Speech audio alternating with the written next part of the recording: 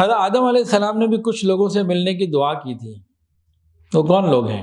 حضرت آدم علیہ السلام نے اللہ سے مانگا، اللہ اے رب میں آپ سے سوال کرتا ہوں میری اولاد میں سے جو کسی کو آپ کا شریک نہ ٹھہرائے اور خانہ کعبہ کا حج کرے، یعنی بیت اللہ شریف کا حج کرے، اس کو جنت میں میری ملاقات کرنا چاہتا ہوں، مجھ سے جنت میں میری اس سے ملاقات کروا دیجیے گا. حج عمرہ کرنے والے اللہ رب العزت کے مہمان ہیں. ہمارے گھر میں کوئی مہمان آتا ہے نا تو ہم اس کی ضرورت کے لیے کچھ ضروریات اس کی پوری کرتے ہیں. اس کو واش روم چاہیے، کھانا چاہیے، اس کو آرام چاہیے، اس کو کیسی چیز چاہیے اس حساب سے کوشش کا بستر چاہیے، آرام رات کو بھی اگر رہنا ہے اس کے ضروریات کو پورا کرتے ہیں اپنے حساب سے. اور حج عمرہ کرنے والے کی خواہشات کو، ضروریات کو اللہ تعالیٰ اپنی شان کے مطابق پورا کرتے ہیں. حدیث کے اندر آتا ہے حج کرنے والے اللہ کے مہمان، یہ جو دعا کرتے ہیں قبول کی جاتی ہے، یہ مغفرت چاہتے ہیں تو مغفرت کر دی جاتی ہے. ایک حدیث کے اندر یہ بھی ہے، ابن عبدالرزاق کی روایت ہے کہ جس نے جس مقصد کے لیے حج کیا، چاہے دنیا کا مقصد تھا یا آخرت کا مقصد تھا، اللہ اس مقصد کو پورا کر دیتے ہیں. فرمایا کہ حج کیا کرو اس وجہ سے کہ حج گناہوں کو اس طرح دھو دیتا ہے جس طرح پانی گندگی کو دھو دیتی ہے. حج کے نا مختلف ارکان ہیں اور ہر عمل کے اوپر بہت عجیب نیکیاں ہیں.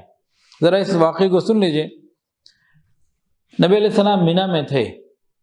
مینا کی جو مسجد ہے مسجد خیف، اس میں تھے. قبیلہ ثقیف اور انصار کے دو شخص آپ کی خدمت میں آئے اور کہا کہ مجھے آپ سے کچھ سوال پوچھنا ہے.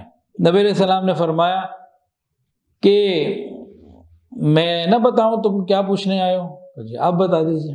اللہ تعالیٰ نے وحی کے ذریعے بتا دیا تھا. پھر نبی علیہ السلام نے فرمایا تم یہ پوچھنے آئے ہو کہ جب تم اپنے گھر سے بیت اللہ کے ارادوں سے نکلو گے، جب تم اپنے گھر سے حج کرنے کے ارادے سے نکلو گے تو تمہاری اونٹنی کا قدم جتنے اٹھیں گے اوپر آئیں گے نیچے آئیں گے، اس کے بدلے نیکی لکھی جائے گی اور گناہ معاف کیے جائیں گے.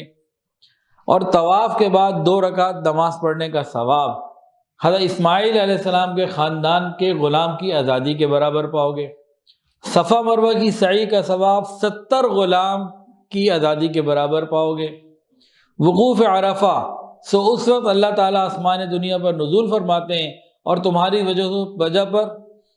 وجہ سے فرشتوں پر فخر فرماتے ہیں اور کہتے ہیں یہ دور دراز کی مسافت طے کر کے پراگندہ حال میرے بندے میرے پاس آئے ہیں، مجھ سے مغفرت کی امید رکھتے ہیں. پس اگر تمہارے گناہ ریت کے مقدار کے برابر یا بارش کے قطروں کے برابر یا سمندر کے جھاگ کی مانند ہو یا اس سے بھی زیادہ ہو کہ شمار ہو ہی نہیں سکتے، میں وہ بھی معاف کر دوں. اتنی بڑی رحمتوں کا معاملہ ہوتا ہے.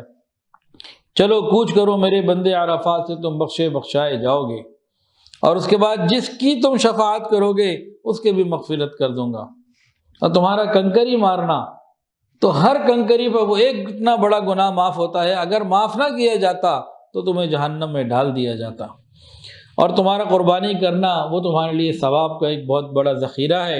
اور ہر سر کا حلق کروانا، منڈوانا، تو ہر بال کے بدلے ایک نیکی اور ایک گناہ کی معافی ہے. اور طواف زیارت کرنا اس حال میں ہوگا کہ تمہارے اوپر کوئی گناہ باقی نہ ہوگا. فرشتے آئیں گے تمہارے دونوں کندھوں کے درمیان ہاتھ رکھ کے کہیں گے اب نئی زندگی شروع کرو، نئے عمل شروع کرو، پچھلے ختم. تو حج سے بڑے بڑے گناہ معاف ہو جاتے ہیں. ایک حدیث کے اندر اس طرح سے آتا ہے جو شخص بیت اللہ شریف کے طواف کے لیے خواہ حج ہو یا عمرہ، یہ شخص اللہ تعالیٰ کی رحمت میں غوطہ لگا رہا ہوتا ہے. جیسے کوئی بڑا سمندر ہو، غوطہ لگائے، اللہ کی رحمتوں کے سمندر میں غوطے لگا رہا ہوتا ہے. اور جو قدم اٹھاتا ہے ہر قدم پر 500 نیکیاں ملتی ہیں، 500 گناہ معاف ہوتے ہیں اور 500 جنت کے درجات بلند ہوتے ہیں. اور جب طواف سے فارغ ہو کر مقام ابراہیم کے پیچھے 2 رکعت نماز ادا کرتا ہے تو گناہوں سے ایسے نکل جاتا ہے جیسے آج ہی پیدا ہوا ہو. اور اسے حضرت اسماعیل علیہ السلام کے خاندان کے 10 غلاموں کی آزادی کے بقدر ثواب ملتا ہے. حجر اسود کے پاس فرشتے اس کے استقبال میں رہتے ہیں. اس سے کہتے ہیں اب باقی زندگی بھی نیکی سے گزارتے رہنا، گزشتہ تو معاف ہو گئے. اور ایک حدیث میں ہے کہ حاجی کی شفاعت قیامت کے دن 70 لوگوں کے بارے میں قبول کی جائے گی. اور ایک روایت میں ہے کہ حاجی قیامت کے دن 400 لوگوں کی سفارش کرے گا. حافظ قرآن تو 10 کی کرتا ہے نا، حاجی کے بارے میں آئے 400 لوگوں کو جنت میں لے کے جائے گا.